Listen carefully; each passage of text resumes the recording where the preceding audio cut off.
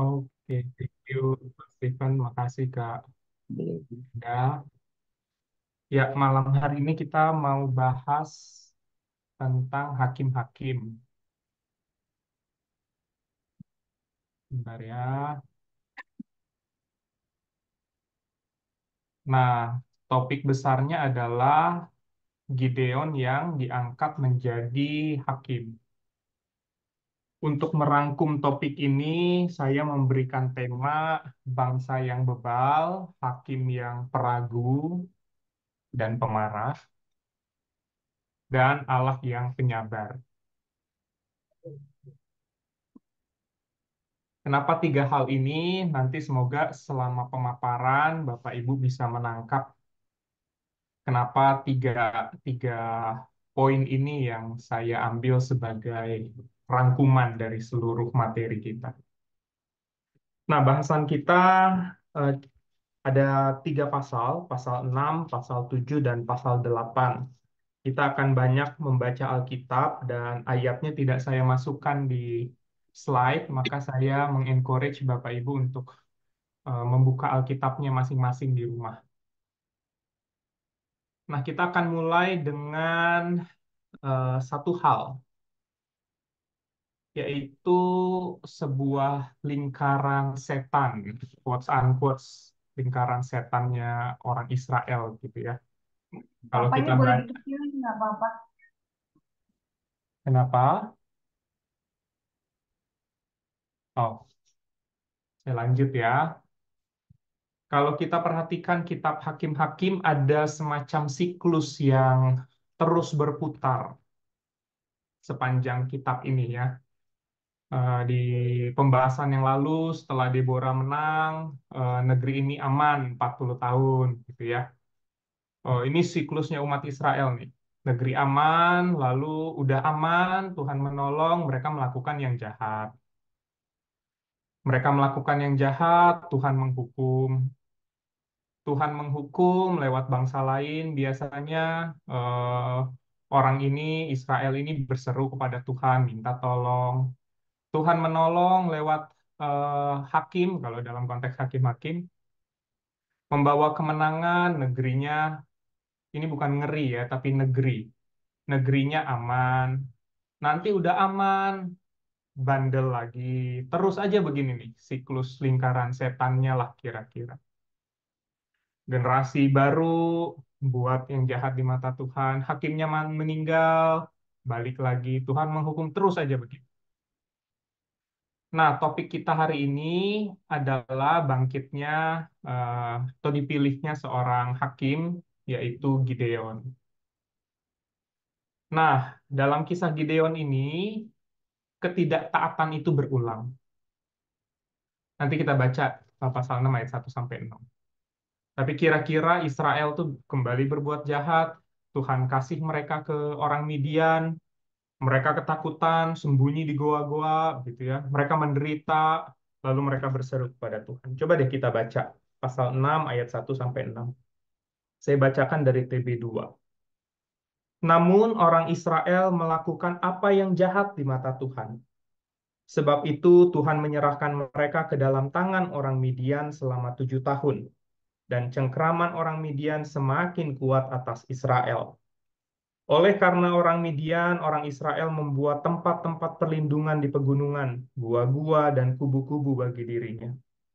Setiap kali orang Israel selesai menabur, datanglah orang Midian, orang Amalek, serta orang-orang dari timur dan maju menyerang mereka. Orang-orang itu berkemah di daerah mereka dan memusnahkan hasil bumi sampai ke dekat Gaza. Bahan makanan tidak dibiarkan tersisa sedikit pun di Israel, juga domba atau lembu ataupun keledai. Bahkan orang-orang itu maju dengan ternak dan kemah mereka bagaikan belalang yang sangat banyak. Jumlah mereka beserta unta mereka tidak terhitung banyaknya. Mereka datang ke negeri itu untuk memusnahkannya. Orang Israel menjadi sangat melarat karena perbuatan orang Midian itu. Lalu orang Israel berseru kepada Tuhan. Nah, ini siklus eh, tahap pertama nih. Habis aman dari masanya Deborah, mereka melakukan hal yang jahat. Tuhan panggil orang Midian, mereka ketakutan. Mereka ditaklukkan, mereka menderita. Mereka menderita, mereka berseru. Lalu dalam kondisi ini, kemudian Allah memilih Gideon sebagai hakim. Kita baca nih ayat 11. Kemudian datanglah malaikat Tuhan dan duduk di bawah pohon terbantin di Ofra milik Yoas dari kaum Abiezer. Gideon anaknya, jadi Gideon ini anaknya Yoas, sedang mengirik gandum di tempat pemerasan anggur agar tersembunyi dari orang Midian. Malaikat Tuhan menampakkan diri kepadanya dan berfirman, Tuhan menyertai engkau, hai pejuang yang gagah berani. Ini eh, malaikat Tuhan menyebut Gideon dengan istilah eh, pejuang yang gagah berani. Tentu bukan tanpa alasan. Jawab Gideon kepadanya, ya responnya. Maaf Tuan, jika Tuhan menyertai kami, mengapa semuanya ini menimpa kami? Di manakah segala perbuatan ajaibnya yang diceritakan oleh nenek moyang kami kepada kami ketika mereka berkata, bukankah Tuhan telah menuntun kita keluar dari Mesir? Tetapi sekarang Tuhan meninggalkan kami dan menyerahkan kami ke dalam cengkeraman orang Midian. Jadi setelah keluaran, mereka itu digaungkan terus dari generasi ke generasi bahwa Tuhan menuntun bangsa ini, Tuhan memelihara bangsa ini. Maka ketika Midian menyerang mereka, mereka menderita. Gideon mempertanyakan lah, mana Tuhan? Katanya Tuhan eh, menuntun kita, gitu ya. Ayat 14. Lalu Tuhan berpaling dan berfirman kepadanya, pergilah dengan kekuatanmu ini dan selamatkanlah orang Israel dari cengkeraman orang Midian. Bukankah aku yang mengutus engkau? Namun jawabnya kepadanya, maaf Tuhan, dengan apakah akan kuselamatkan orang Israel? Lihatlah, kaumku yang terkecil di antara suku Manasye, dan aku ini yang termuda dalam rumah ayah. Jadi, seperti hal yang lumrah di perjanjian lama, orang diutus, lalu mereka merasa nggak mampu, merasa nggak sanggup, merasa kecil, gitu. Nah, dia ini dari suku yang eh, paling kecil gitu ya. Kaumnya ini dari suku yang terkecil di antara suku Manasye. Dianya juga masih muda. Lalu ayat 16, berfirmanlah Tuhan kepadanya, tetapi aku akan menyertai engkau sehingga engkau akan mengalahkan orang Midian seperti satu orang saja. Ini Tuhan bilang, Tuhan pakai Gideon, bahkan menangnya pun mudah, kayak melawan satu orang saja. Oke. Nah, di sini Gideon ragu karena dia merasa kecil dan tidak berdaya tadi. Maka apa yang terjadi? Gideon minta tanda sama Tuhan. Ayat 17. Gideon menjawab kepadanya, jikalau aku mendapat kemurahan hatimu, berilah kepadaku tanda bahwa engkau sendirilah yang berfirman kepadaku. Jadi dia ragu nih bahwa ini Tuhan yang ngomong. Janganlah kiranya pergi dari sini sampai aku datang membawa persembahanku kepadamu dan meletakkannya di hadapanmu, firman-Nya. Aku akan tetap di sini sampai engkau kembali. Ayat 19, kemudian masuklah Gideon dan mengolah seekor anak kambing dan roti tidak beragi dari satu eva tepung. Ia menaruh daging itu dalam bakul dan kuahnya dalam periuk, lalu dibawanya kepadanya di bawah pohon terbantin dan disuguhkannya. Ini malaikatnya atau Tuhan disuruh eh, menunggu dia masak di dalam rumah, lalu dia bawa lagi keluar. Ayat 20, malaikat Allah berfirman kepadanya, ambillah daging dan roti tidak beragi itu, letakkanlah di atas batu ini dan curahkan kuahnya. Ini malaikat Allah bilang, taruh rotinya, eh, siram pakai kuah, ya. Demikianlah dilakukannya. Malaikat Tuhan mengulurkan ujung tongkat di tangannya dan menyentuh daging dan roti itu. Muncullah api dari batu itu dan melahap daging dan roti itu. Kemudian malaikat Tuhan menghilang dari pandangannya. Ini seperti yang di foto di atas, ditaruh di batu, lalu batunya disentuh sama malaikat, terbakar semuanya. Ini eh, tanda yang diminta oleh Gideon dan Allah kasih tanda itu. Nah, apa yang terjadi? Ayat 22. Gideon pun sadar bahwa itu adalah malaikat Tuhan. Lalu katanya, celakalah aku ya Tuhan Allah. Sebab aku telah melihat malaikat Tuhan dengan berhadapan muka. Namun Tuhan berfirman kepadanya, sejahteralah engkau. Jangan takut, engkau tidak akan mati. Lalu Gideon mendirikan mezbah di sana bagi Tuhan dan menamainya Tuhan itu sumber damai sejahtera. Adonai Shalom. Mezbah itu masih ada sampai hari ini di Ofra, kota kaum Abiezer. Ini eh, penggambaran tentang mezbah yang dibangun oleh Gideon, ya. Jadi ini tanda pertama yang diminta oleh Gideon. Nah, lalu ayat 25. Malam itu juga Tuhan berfirman kepadanya, ambillah seekor lembu jantan milik ayahmu, lembu jantan kedua yang berumur 7 tahun. Runtuhkan mesbah Baal milik ayahmu. Jadi Yoas itu nyembah berhala. Bukan hanya Yoas, kaum Israel itu nyembah berhala, nyembah Baal.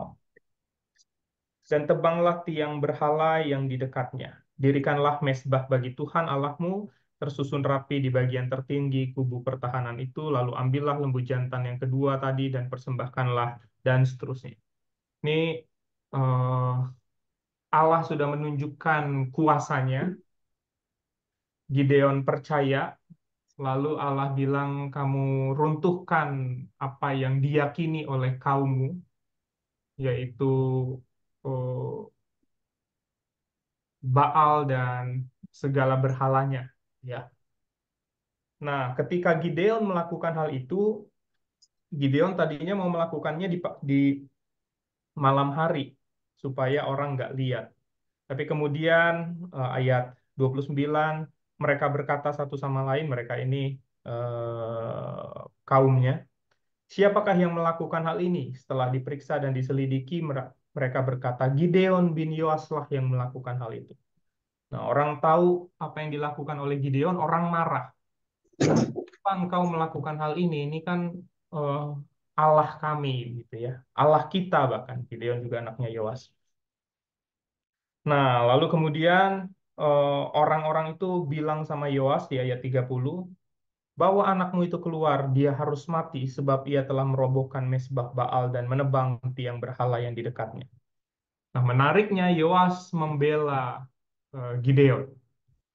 Yoas bilang seperti ini. Kamu mau membela Baal atau kamu mau menyelamatkan dia? Siapa yang membela Baal akan dihukum mati sebelum pagi. Jika Baal itu Allah, biarlah ia membela dirinya setelah mesbahnya dirobohkan. Yoas bilang kalau memang Baal itu punya kuasa, biarkan Baal itu menunjukkan kuasanya, biarkan dia membela dirinya, ya. Makanya sejak saat itu kemudian Gideon disebut sebagai Yerubaal. Gideon Yerubaal. Nah, Yerubaal ini artinya biarlah Baal berjuang atau biarlah Baal melawan. Jadi ini masih panas nih antara Gideon eh, yang dibela oleh bapaknya dan bangsanya.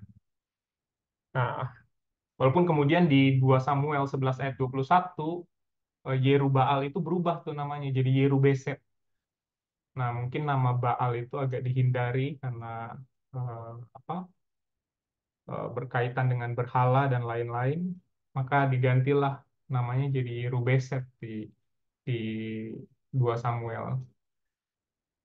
Siapakah yang menewaskan Abimelek bin Yerubeset? Abimelek ini anaknya Gideon. Bin itu artinya ya anak gitu ya.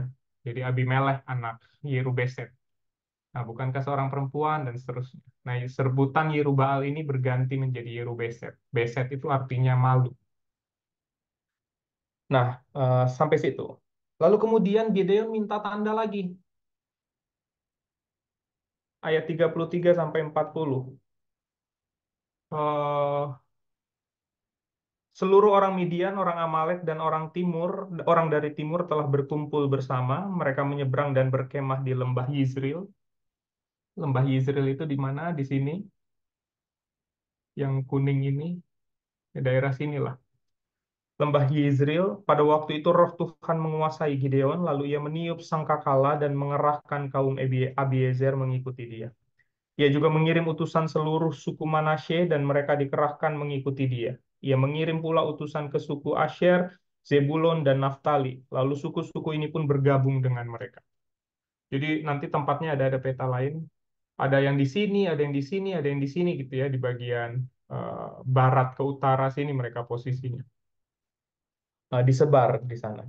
Kemudian berkatalah ayat 36, kemudian berkatalah Gideon kepada Allah, jika engkau mau menyelamatkan orang Israel dengan perantaraanku seperti yang kau firmankan, maka aku akan menaruh guntingan bulu domba di atas tempat pengirikan. Ini tanda yang diminta lagi oleh oleh Gideon. Dia ragu kayaknya di tengah jalan ini. Ini bener nggak nih? Ini Tuhan udah aku kerahkan nih kaumku nih ke beberapa tempat nih. Tapi bener nggak nih engkau minta aku gitu ya? Makanya dia bilang, jika engkau mau menyelamatkan orang Israel dengan perantaraanku, seperti yang kau firmankan, maka aku akan menaruh guntingan bulu domba di atas tempat pengirikan. Apabila hanya di atas guntingan bulu itu ada embun, tetapi seluruh tanah di situ tetap kering, aku akan mengetahui bahwa engkau mau menyelamatkan orang Israel dengan perantaraanku seperti yang kau firmankan. Jadi dia bilang, Tuhan kasih tanda, nih potongan bulu domba, coba bikin dong embun itu hanya ada di atas bulu domba itu. Sementara tempat lainnya kering. Tunjukkan tandamu. Ya. Ayat 38 terjadi demikian. Besoknya dia bangun dan meremas guntingan bulu itu. Ia memeras dan guntingan bulu itu air embun secawan penuh air. Jadi cukup banyak. Kemudian Gideon berkata kepada Allah, janganlah kiranya murka nyala terhadap aku bila aku berbicara lagi sekali ini saja. Minta tanda lagi dia. Nggak percaya juga dia. Biarkanlah aku satu kali lagi saja mengulangi percobaan dengan guntingan bulu itu. Ini suka apa? eh, Nguji Allah nih dia nih. Kiranya guntingan bulu itu saja yang kering. Sekarang gantian. Bulunya kering, daerah sekitarnya penuh embun. Apa yang Allah lakukan? Allah turutin lagi. Demikianlah dilakukan oleh Allah pada malam itu. Hanya guntingan bulu itu yang kering, sedangkan di seluruh tanah itu ada embun. Ini berarti berkali-kali nih Gideon minta tanda kepada Allah. Lalu kemudian di pasal 7 ayat 1-25 ini kisah di mana Allah eh, menyaring pasukannya Gideon. Yerubbaal yakni Gideon bangun pagi-pagi dengan seluruh rakyat bersamanya. Mereka berkemah dekat mata air Herod, sedangkan perkemahan orang Midian ada di sebelah utaranya dekat Bukit More. Ini Herod itu yang ini nih Bapak Ibu nih. Herod Wall ada di sini. Nah, mana tadi? Ayat 2. Berfirmanlah Tuhan kepada Gideon, rakyat yang bersama engkau itu terlalu banyak bagiku. Jadi udah bawa banyak Gideon, menurut Allah kebanyakan tuh. Kurangin katanya ya. Eh, Sekarang serukanlah ayat 3 kepada rakyat siapa yang takut dan gentar biarlah ia pulang, angkat kaki dari pegunungan Gilead. Jadi saringan pertama, kalau kamu takut, kamu gentar, pulang aja. Pulang tuh 20.000 orang. 22.000 orang, ini banyak ini. Yang tinggal berapa? 10.000 orang. Berarti tadinya ada 32.000 orang bareng-bareng Gideon. Namun Tuhan berfirman kepada Gideon, rakyat itu masih terlalu banyak, suruhlah mereka turun ke air. Di sana aku akan menyaring mereka bagimu. Difilter lagi sama Allah. Orang yang suku sebutkan ini kepadamu, inilah yang akan pergi bersamamu. Allah ngasih tanda, suruh mereka minum. Nah ini gambar yang di atas. Mereka yang minum dengan cara menjilat air seperti seekor anjing berangkat. Yang minumnya berlutut, suruh pulang. Karena Allah mungkin menaruh hati di mereka. Jadi yang berlaku seperti inilah yang Allah kehendaki, gitu ya. Ayat 6, orang yang menjilat air dengan membawa tangannya ke mulut berjumlah 300 orang. 300 orang lah yang kemudian berangkat di ayat 7. Allah bilang, dengan ketiga ratus orang yang menjilat air itu, aku akan menyelamatkan kamu dan menyerahkan orang Midian ke dalam tangan. Tetapi rakyat yang lainnya boleh pergi ke tempat masing-masing. Jadi disaringlah dari 32.000 jadi 300 orang yang buat menyerbu lembah Yizreel. Ya. Gideon tetap ragu. Jadi Tuhan kasih tanda lagi melalui mimpi seorang tentara Midian tentang kemenangan Israel. Itu ada di mana? Ada di ayat 12. Jadi mereka Gideon eh, turun ke perkemahan musuh, lalu orang Midian, orang Amalek, ayat 12.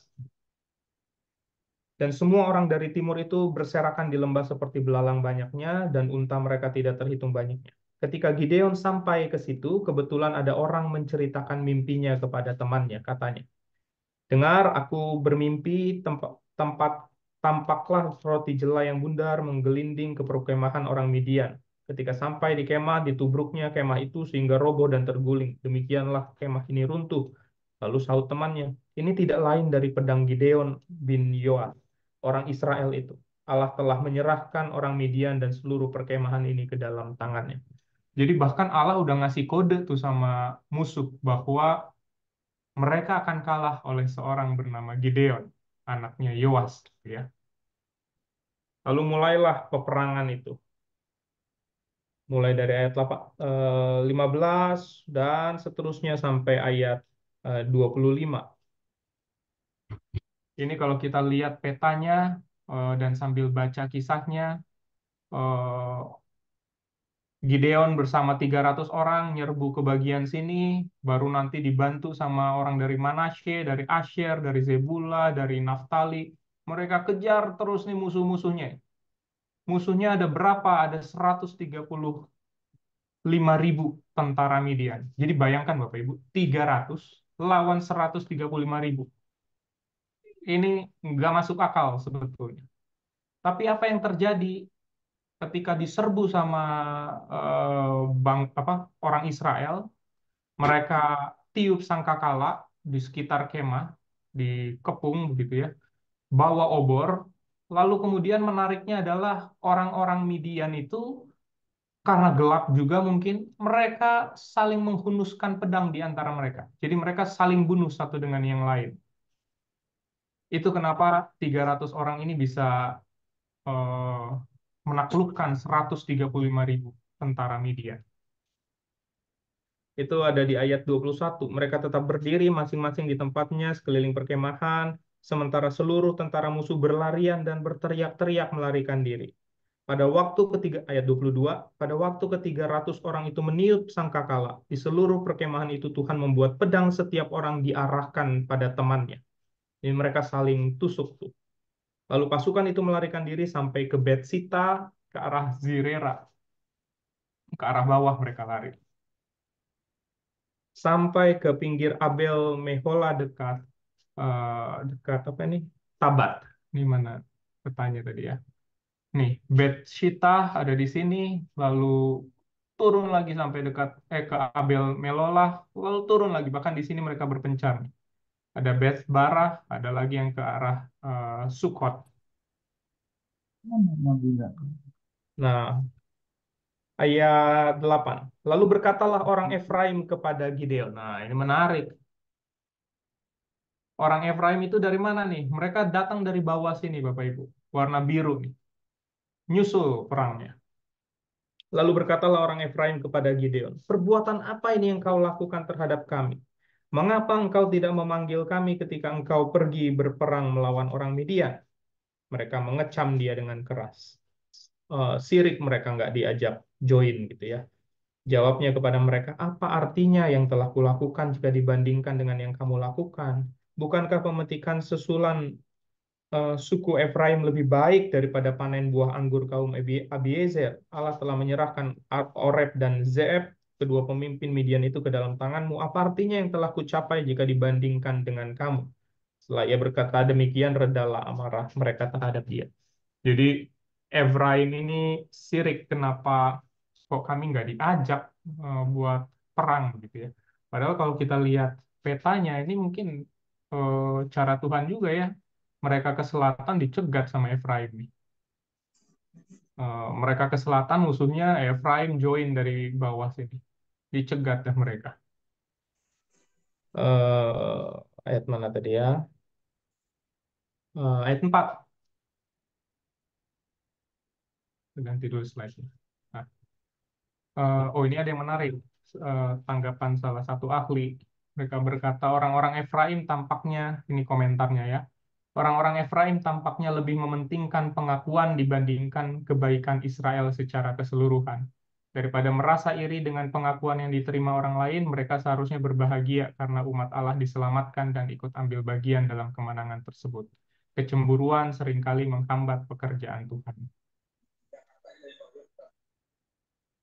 Lalu kemudian eh, Gideon ngejar terus, dan ketika ngejar di tengah jalan, di ayat 5 nih, ayat 4 deh. Ketika Gideon sampai ke sungai Yordan, menyeberanglah ia dan ke 300 orang yang bersama dengan dia.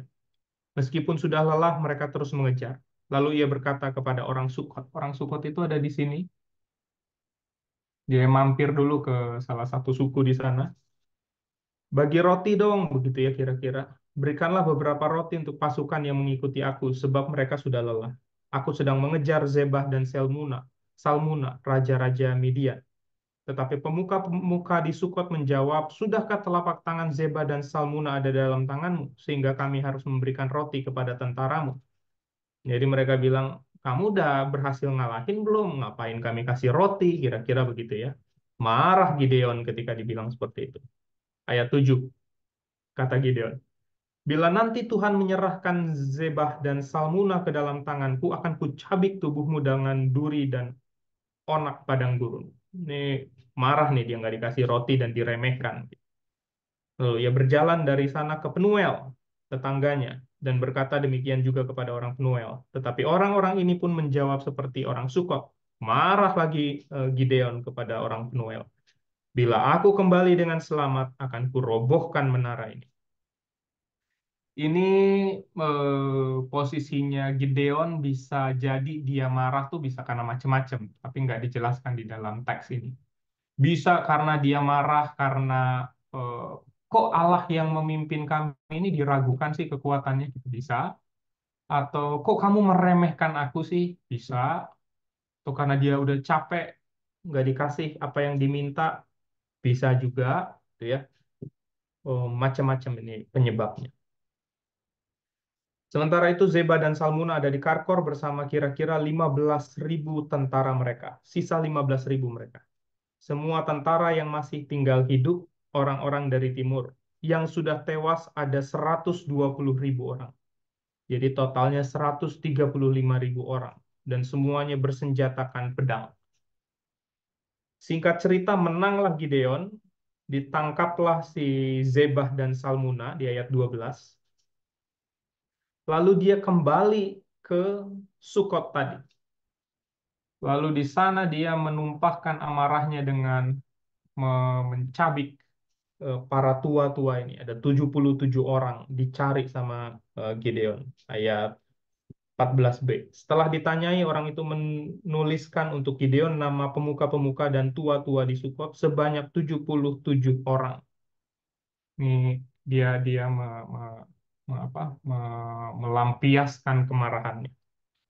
Dan seterusnya, lalu kemudian Zeba dan Salmuna, raja-raja ini dia yang udah ditangkap, dia penggal. Tadinya dia nyuruh anaknya, anak yang bernama Yeter, anak sulungnya. Yeter bunuh mereka. Tapi Yeter agak ragu karena takut, karena dia masih muda. Lalu Zeba dan Salmuna bilang, kamu aja yang bunuh kami. Ya, dibunuh sama Gideon. Diambil perhiasannya yang ada di leher unta mereka.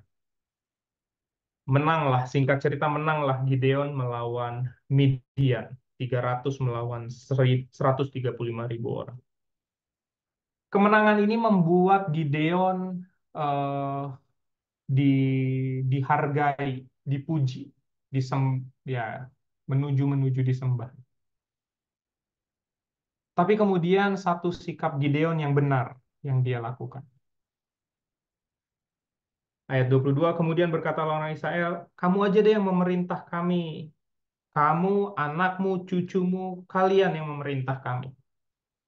Karena kalian sudah menyelamatkan kami. Gitu ya. Tapi Gideon melakukan hal yang benar. Ayat 23, aku tidak akan memerintah kamu. Juga anakku tidak akan memerintah kamu. Melainkan Tuhanlah yang memerintah kamu. Nah, di sini Gideon mengatakan raja yang sesungguhnya adalah Allah. Saya ini hakim. Hakim bukanlah raja. Dan saya menolak untuk menjadi raja. Gitu ya. Tapi Gideon melakukan kesalahan. Apa kesalahan Gideon? Gideon membuat yang namanya efod. Efod ini outernya imam besar biasanya. Itu mereka kan dapat banyak emas. Emas itu dikumpulin. Emasnya katanya beratnya mana tadi? eh, Mereka kumpulin anting-anting, jarahan, lalu emas itu beratnya di ayat 26 beratnya 100.700 shikal emas. Satu shikal itu 11 gram. Jadi 1.700 tuh ya kurang lebih 19 kilo. 19 kilo emas dibuat efod. Efod nih apa? Baju imam besar. Nah, cilakanya memang bangsa Israel udah kebiasaan nyembah berhala ya, nggak bisa lihat yang kinclong-kinclong. Ayat 27, kemudian Gideon membuat sebuah efod dari semuanya itu dan menempatkannya di kotanya di Ofra. Di sana semua orang Israel berzinah dengan menyembah efod itu. Inilah yang menjadi jerat bagi Gideon dan seisi rumahnya. Nah, efod ini biasanya kalau dalam dalam kitab-kitab lainnya pun sering disandingkan dengan eh, apa berhala-berhala lain. Ini baju ini nih dibuat oleh ahli dari emas, kain ungu tua. Nah, kain ungu itu kenapa itu menjadi lambang kebesaran? Karena pada saat itu semua warna itu kan dibuat dari alam dan eh, tidak sangat langka sumber alam yang bisa menghasilkan warna ungu. Itu kenapa kalau Bapak Ibu perhatikan rasanya tidak ada satupun bendera negara yang yang berwarna ungu gitu ya karena pada saat itu langka sekali maka ketika imam besar pakai warna ungu si efodnya juga ada warna ungunya itu menunjukkan kebesaran dan kekuasaan.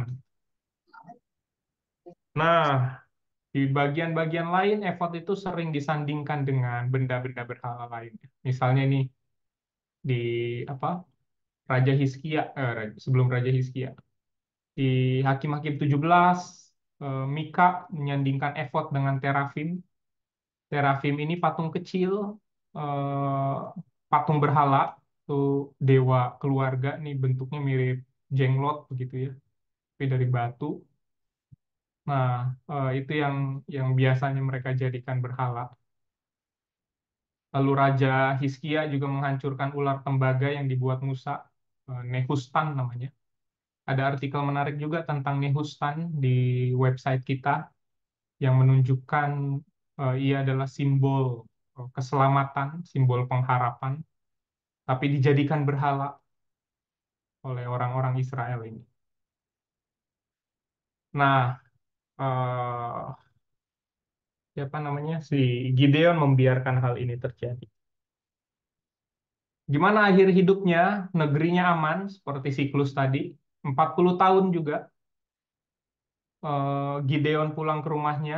Di akhir hidupnya Gideon punya 70 anak laki-laki dari banyak istri dan satu anak laki-laki namanya Abimelek yang kemudian jadi raja. Mungkin di bahasan selanjutnya tuh sesi minggu depan kita akan bahas Abimelek.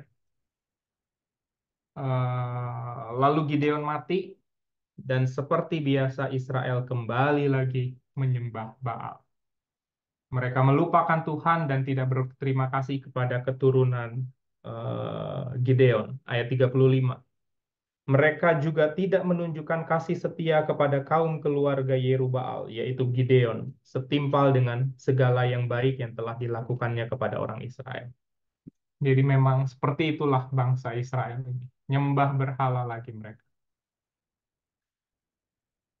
Di Perjanjian Baru, nama Gideon muncul juga, eh, disebut sebagai saksi iman bersama hakim lainnya dan para nabi.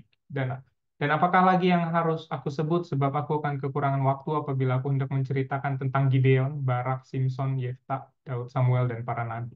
Jadi namanya cukup besar muncul gitu ya. Maka semoga Bapak Ibu bisa menangkap kenapa saya memberikan tema ini. Bangsa Israel memang bebalnya luar biasa. Siklus itu berulang terus. Gideon sosok yang peragu, berkali-kali minta tanda terus sama Tuhan.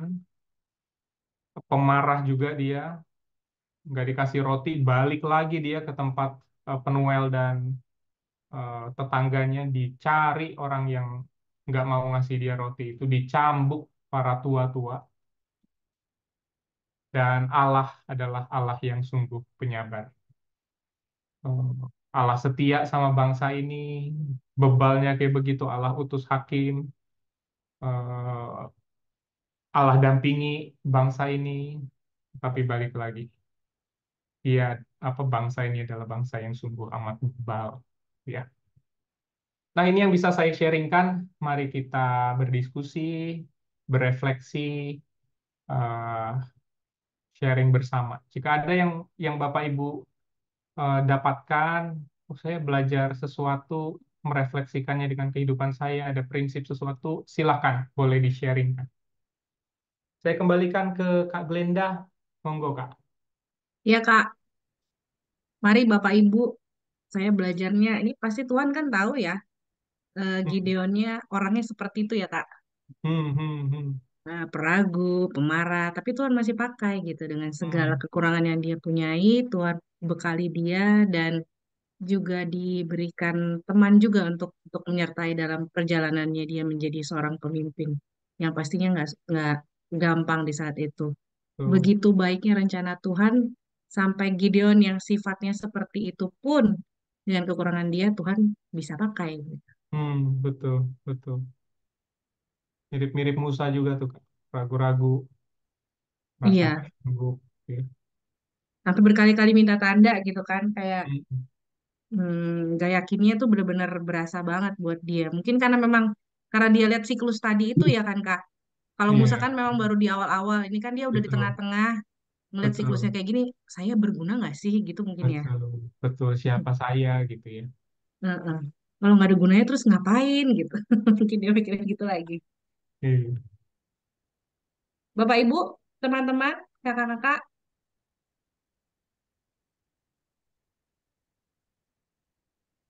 ada yang ingin di-sharingkan?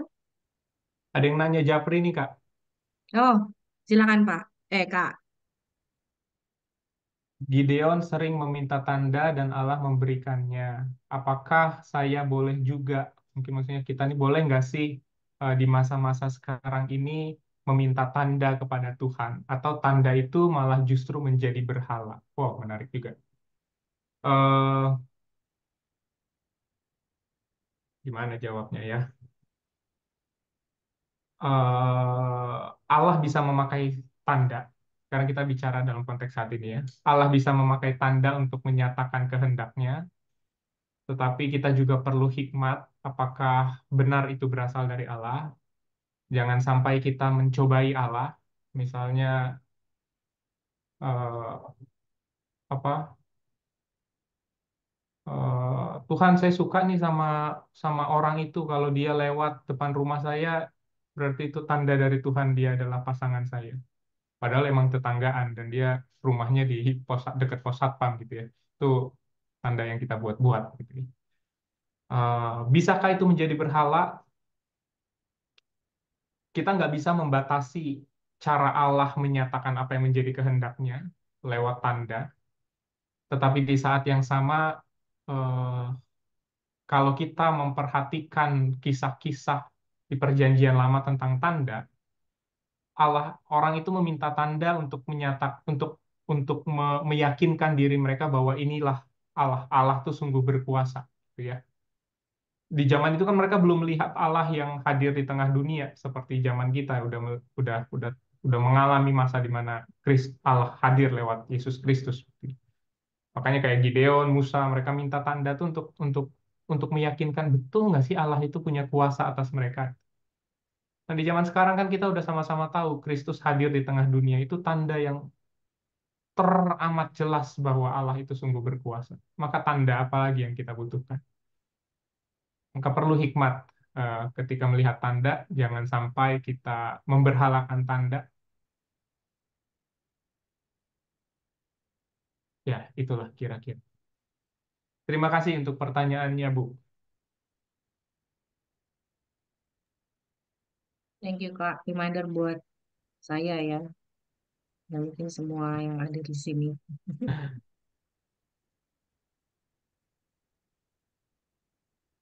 Ada lagi yang ingin sharing?